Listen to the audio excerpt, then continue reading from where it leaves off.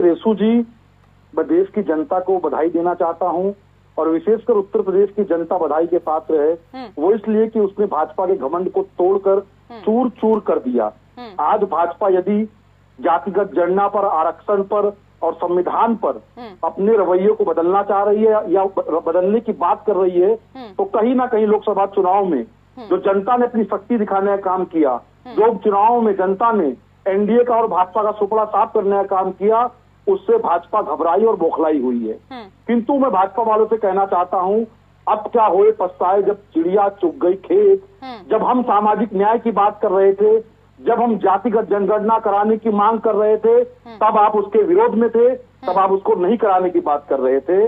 और हम शुरुआत से ये कहते आए और अभी भी ये कह रहे हैं कि जातिगत जनगणना होनी चाहिए, आर्थिक गणना होनी चाहिए, देश का एक्सरे होना चाहिए कि इस देश में जो केंद्र सरकार को 90 सचिव चलाते हैं, उनमें से केवल पिछड़े वर्ग के 3 सचिव हैं।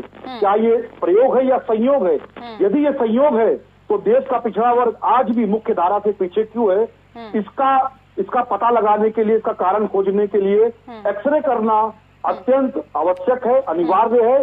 तो जातिगत जनगणना होनी चाहिए और विशेषकर कांग्रेस पार्टी ये मांग करती है कि जो देश में आरक्षण पर 50% की सीमा लगाई गई है, संसद में एनडीए सरकार विधेयक लाए और 50% आरक्षण की सीमा को समाप्त किया जाए।